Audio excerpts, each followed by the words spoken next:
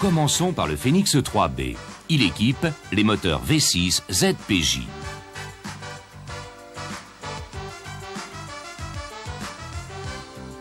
Ce système est géré par un calculateur qui a pour fonction principale l'injection, l'allumage et pour fonction annexe le régime moteur, l'évaluation de la consommation. Il prend aussi en compte la climatisation, la boîte de vitesse automatique et bien entendu, il dispose d'un autodiagnostic embarqué. Le calculateur. Il possède en mémoire les données idéales pour le bon fonctionnement du moteur. Ce sont les cartographies d'injection et d'allumage.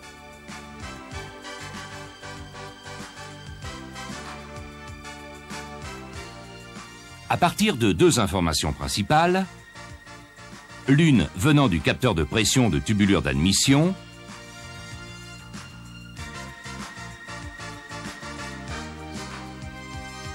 et l'autre du capteur de position et de régime, le calculateur détermine un temps d'injection de base et un point d'avance à l'allumage. Commençons par l'injection. Le circuit d'alimentation est classique. Il comprend une pompe électrique et son relais, un filtre,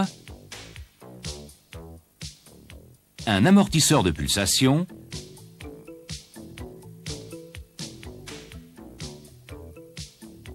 deux rampes d'injection et un régulateur de pression avec un retour au réservoir.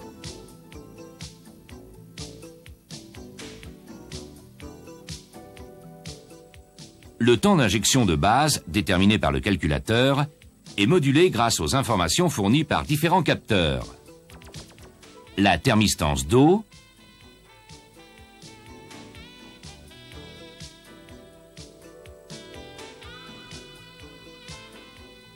la thermistance d'air,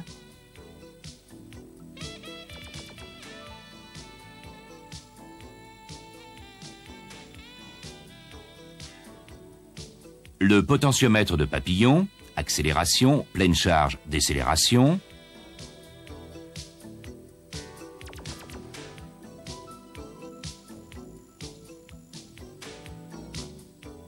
la sonde lambda.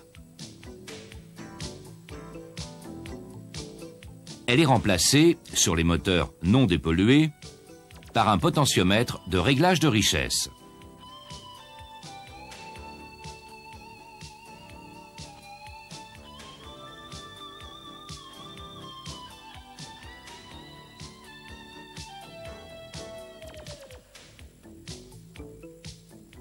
Et enfin, le capteur de vitesse. Voyons à présent le fonctionnement de l'injection. Le calculateur commande toujours l'ouverture des 6 injecteurs en même temps, d'où l'appellation injection multipoint groupée. Phase de démarrage.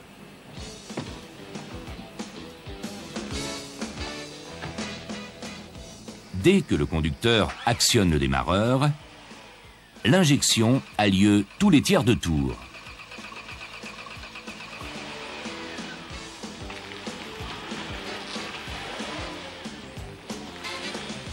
Et lorsque le moteur démarre, la fréquence d'injection diminue pour n'avoir lieu que tous les tours.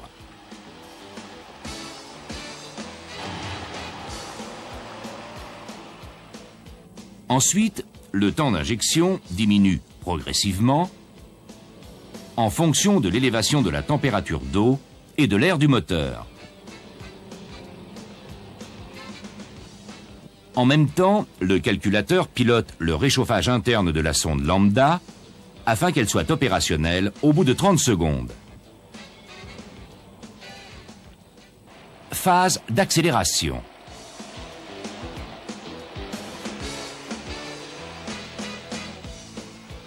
À chaque action sur la pédale, le potentiomètre de papillon informe le calculateur qui augmente le temps d'injection. À haut régime,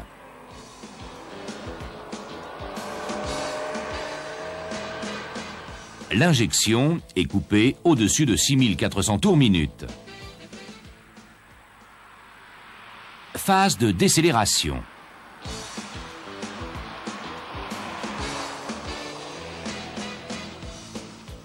L'injection est interrompue en dessous de 2400 tours minute et rétablie à partir de 1300 tours minute. En même temps, l'électrovanne de ralenti règle la quantité d'air.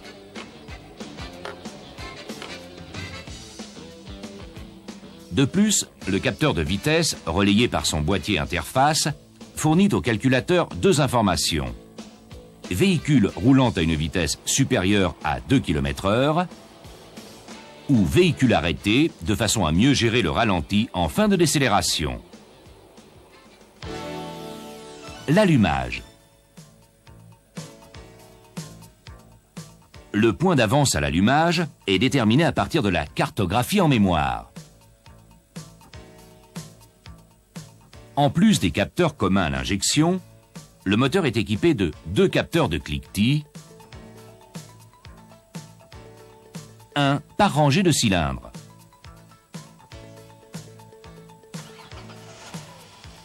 Les capteurs de cliquetis mesurent en permanence le bruit moyen de chaque cylindre et envoient une information au calculateur dès l'apparition du cliquetis. Le calculateur détermine le cylindre correspondant grâce aux capteurs de position et de régime.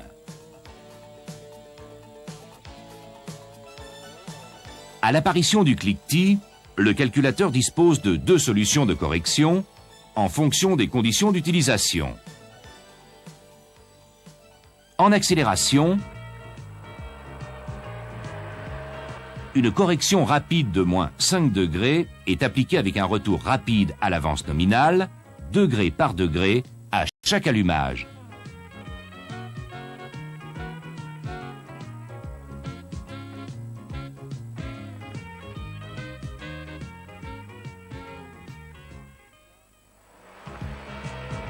À pleine charge, ou lorsque la température moteur est trop élevée, le calculateur adopte une correction lente de moins 1 à moins 2 degrés.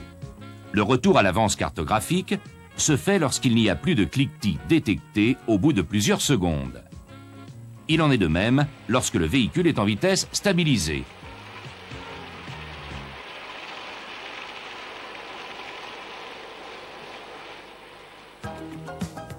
Les fonctions annexes du calculateur. À partir de l'information fournie par le capteur de position et de régime, le calculateur pilote le compte-tours du véhicule.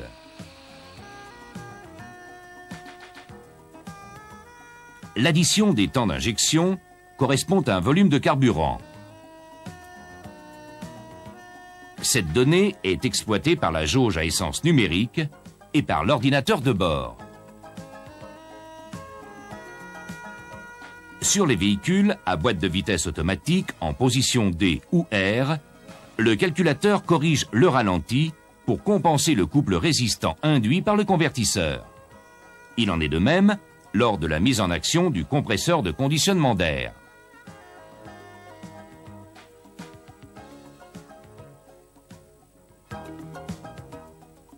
L'autodiagnostic embarqué. Lorsque le calculateur reçoit une information anormale d'un capteur, coupure ou court-circuit, il adopte une valeur moyenne qui assure le fonctionnement en mode dégradé. Si le défaut est fugitif, il est effacé de la mémoire au bout de 50 démarrages.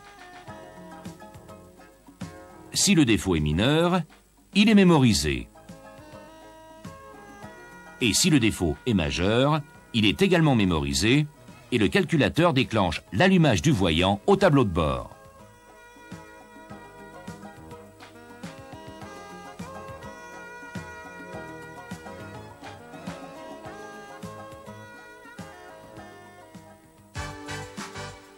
Le Phénix 4.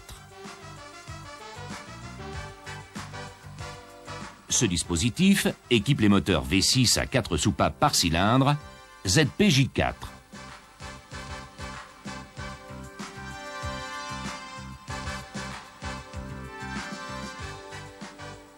Il diffère du Phénix 3B par les points suivants. L'injection est séquentielle, c'est-à-dire cylindre par cylindre. L'admission d'air est à flux piloté.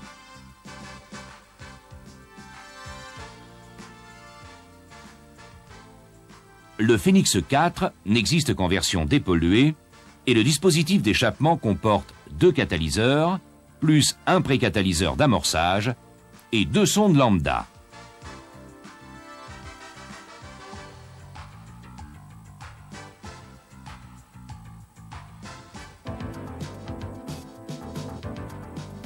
Le calculateur. Il reçoit une information supplémentaire par rapport au Phénix 3B par l'adjonction d'un capteur de référence cylindre. Il est implanté en face de la poulie d'entraînement de la pompe d'assistance de direction.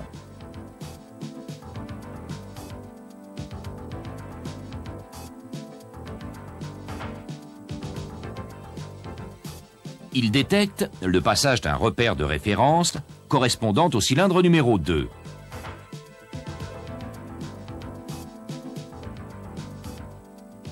Il permet au calculateur de commander individuellement les injecteurs par ordre d'allumage.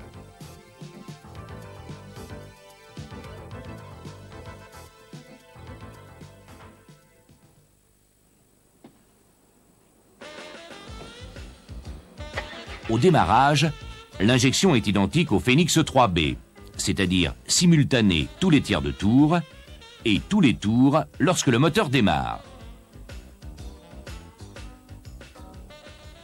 Mais dès que le régime moteur est supérieur à 300 tours minute et que le signal du capteur de référence a été reconnu plusieurs fois, l'injection devient séquentielle pour un dosage plus précis.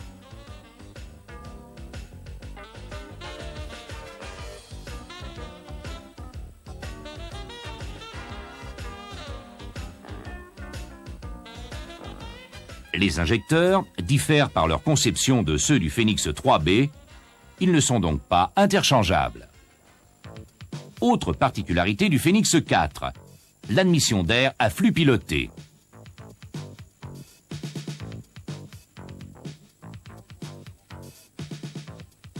Pour augmenter le remplissage à bas régime, on fait varier la longueur des tubulures d'admission.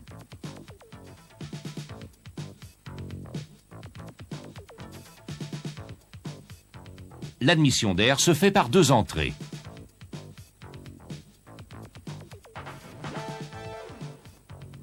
La pédale d'accélérateur commande 2 boîtiers papillons à ouverture simultanée qui alimentent chacun une rangée de cylindres.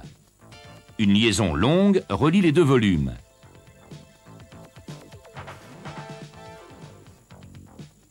Elle est fermée par 2 papillons commandés par un poumon à dépression.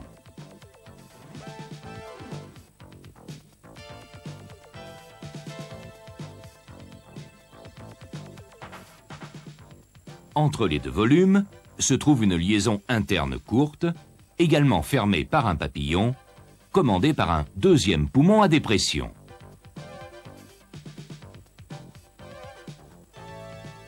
Au centre, une réserve de vide est mise en communication avec les poumons par l'intermédiaire d'électrovannes pilotées par le calculateur.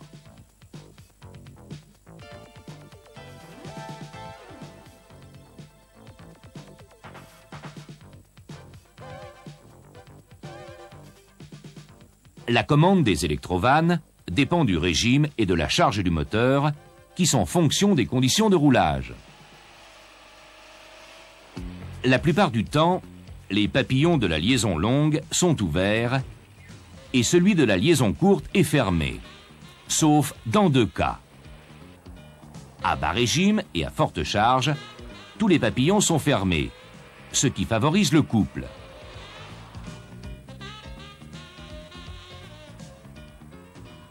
À haut régime et à forte charge, tous les papillons sont ouverts pour obtenir le remplissage maximum.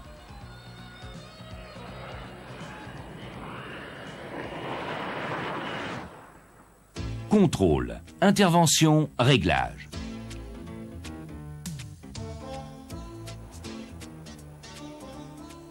Le calculateur a mémorisé les défauts qui ont pu survenir dans le fonctionnement. Attention! Si l'on débranche la batterie, on efface de la mémoire les défauts diagnostiqués par le calculateur. Il faut procéder avant tout, à l'aide du TAD99 branché sur le connecteur vert de diagnostic, à la lecture des codes défauts et au contrôle des actionneurs. Relais et pompe à carburant, injecteur, électrovanne de ralenti, électrovanne des poumons sur Phénix 4. Après chaque intervention, il faut effacer la mémoire du calculateur, soit à l'aide du TAD99, soit par coupure de la batterie. Cette dernière action introduit sur le TAD99 un code défaut temporaire 54.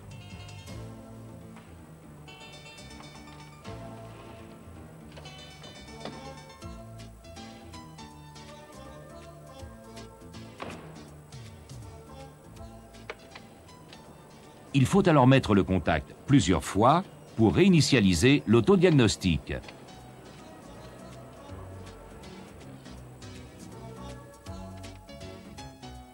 Procédez ensuite à l'effacement du code 54.